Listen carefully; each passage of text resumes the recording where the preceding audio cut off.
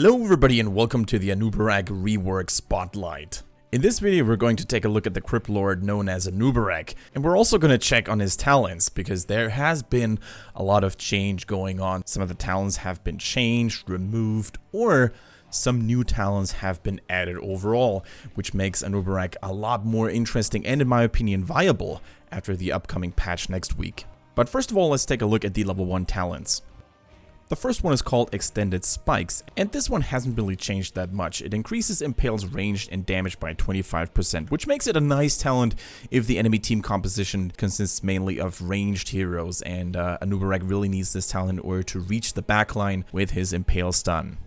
Next we have Dampen Magic, and this one is a really interesting one because upon taking ability damage, it reduces the damage of this ability and further ability damage by 50% for 1.5 seconds. It can only be triggered once every 8 seconds, however.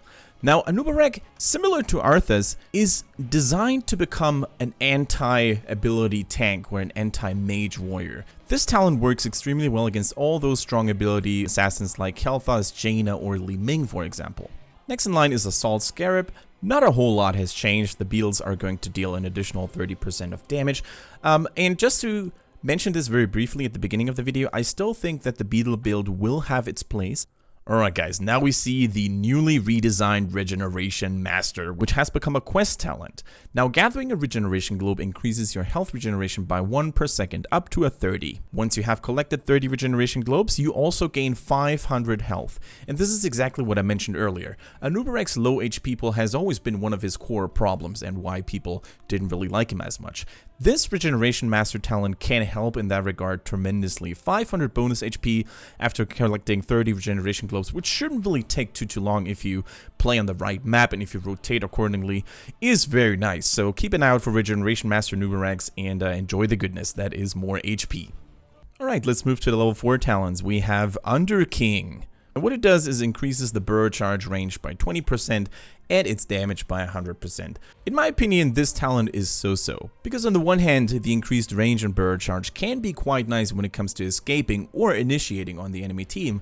However, the bonus damage is not really needed, because let's be honest, if you're using burrow charge to deal damage on the enemies, you're doing it wrong. This is a pure mobility tool, so Under King can work because of the range, but definitely not because of the damage. Alright, next we have Locust Needles, and what it does is it'll cause Anubarak's basic attacks to deal 60% of the damage as splash damage around the target. This comes relatively early on in his talent tree. It is a nice source of additional wave clear and also deals some AoE damage during team fights. However, it remains to be seen whether it can really compete against the extra mobility provided by Under King, and if you're going for a beetle build, you're not gonna want to skip on Legion of Beetles anyway. Talking of Legion of Beetles, by the way, let's actually take a closer look at that talent.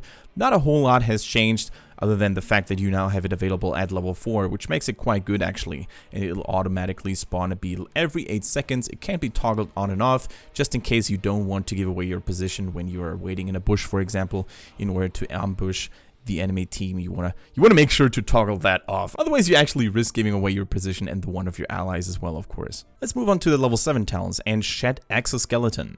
This talent causes Anubarak's movement speed to be boosted by 30% for 3 seconds whenever he uses his Hardened Carapace. Now this is it's a nice talent, it's nice to have, however it doesn't add any tankiness or resilience to Anubarak's kit. So let's actually take a look at the other Hardened Carapace related talent called Chitinous Plating.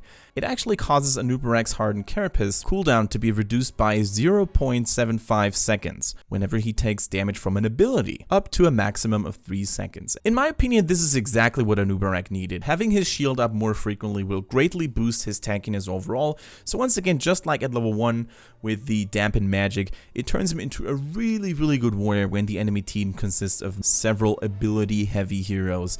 Last but not least, we have Leeching Scarabs. Has also been moved a little bit more to the early game, so Anubarak's beetles will now heal him for 50% of their damage dealt with each attack, as long as Anubarak is nearby, of course. So take that with the increased damage on the beetles at level 1 and the ability to periodically spawn a beetle, and you will have a very nice beetle build. So as I said earlier, I think the beetle build definitely still an option if you need additional hitting power and self-sustain. Now let's take another look at Chitinous Plating and actually look what it feels like on the battlefield. For this purpose, we're just going to move out and face the enemy Arthas. And we're going to try to trigger his Frozen Tempest, because it actually can serve as a prime example of how the cooldown can really be reduced quite drastically. Now we're just going to wait for the Arthas Spot to finally activate his Frozen Tempest. Come on, buddy, you can do it. You can do it. There we go. Now we used our Hardened Carapace. You can really see how the cooldown gets constantly lowered. Really good. And within a team fight, Anubarak is going to be able to spam that ability like crazy if he continuously gets hit by abilities. So I really like that change, and I think it adds a lot of value to Anubarak's defensive kit. Level 13, we're going to kick things off with Burning Rage. Deal 50 damage around his nearby enemies. Solid talent. It has its niche uses as well. If you're facing a Zagara, for example, to continuously destroy all the creep tumors that are building up nearby. Next, we have Urticating Spines. And what it does is it causes Hardened Carapace to also deal a large amount of AoE damage whenever Anubarak casts it. It also deals double the damage against enemy heroes, which turns it into a very nice AoE damaging tool, especially if combined with continuous plating, because the reduced cooldown actually allows Anubarak to deal more damage more frequently.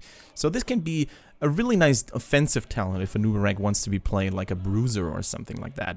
And last but not least, on level 13, we have Bed of Barbs. And this talent has also changed tiers, and it'll cause Anubarak's Impale to actually cause a slow, because as long as the spikes remain active on the battlefield, which is 3.5 seconds, they will deal a little bit of damage over time, and they will also slow the enemy's movement speed by 30% as long as they walk on them. At level 16, we have Epicenter. This talent has been moved from level 4, I believe, to level 16, and increases the bird charge impact area by 85%, and more importantly, it also lowers the cooldown by 4 seconds for each hero hit.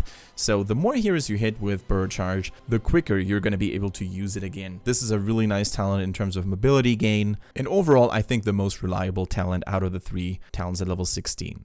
Beetlejuiced is the next choice, and it causes every third basic attacks against enemy heroes to spawn a beetle. Keep in mind, it doesn't say that the beetle won't benefit from the previous talents, so you're going to get a fully fledged beetle out of this, and although Anubarak's attack speed isn't the highest, over time you can really add up with a lot of value if you invest it into the other beetle talents as well. Very interesting one in my opinion. Blood for Blood.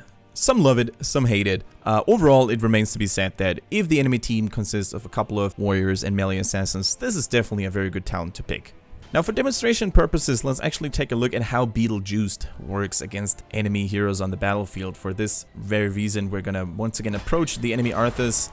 We're gonna attack him once, twice, and 3 times, and there we go, a little beetle has spawned. You can't really see it that well, so we're just gonna attack from a different angle again. Unfortunately, Arthas is slowing down our attack speed, but you can still see how the beetle just crawled up underneath Anubarak's carapace. Now we've got 2 beetles. So I think over the course of time, as long as you keep fighting enemy heroes, this talent isn't really too shabby at all if you go for a beetle build. At level 20, the Hive Master upgrade for his Locust Swarm hasn't really changed much, so we're gonna move right over to Crypt Weave, because this talent has changed. Once titled the most useless talent in the game, we now have a nice rework, because it changes the most crucial fact about this talent. Instead of forcing Anubarak to channel it and remain in place, not being able to do anything else while channeling, it now only requires Anubarak to stay in the vicinity of the cocoon. We're actually gonna take a look at the enemy Arthas once again and see what it looks and feels like. There we go, we cast Cocoon, and as long as you stay within that circle around the Cocoon, you're automatically going to up the duration quite significantly, and this, ladies and gentlemen, will make the talent Crypt Weave at level 20 a lot more viable, and I'm really happy about this change in particular. Alright guys, that's it for this video. I hope you enjoyed the changes to Anubarak as much as I did. I can't wait to finally dive into the battlefield rocking the Crypt Lord once again, because in terms of kits and abilities, he has always been one of my most favorite warriors to play up to date. So thank you very much for your attention, and if you enjoyed this video, why don't you leave a thumbs up and maybe even subscribe to the channel. I would feel very happy and honored to welcome you back in the next one. So long, see you in the Nexus, guys.